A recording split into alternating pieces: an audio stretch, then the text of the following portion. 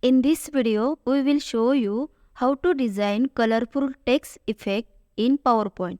Okay, let's start. Go to Insert tab, click on Text box. Here we write, select and change the font. Make it bold.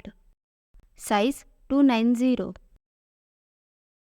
Center your content. Go to Format, Align Center and Align Middle.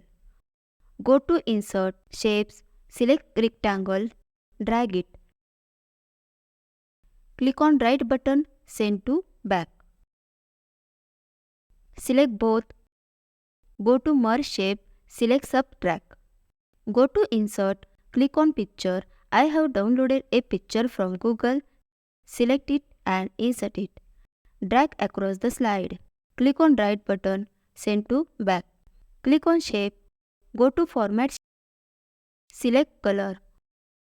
Shape Outline, make it no outline. Select Inner Shadow from Present. Go to Insert, click on Text box. Here we write.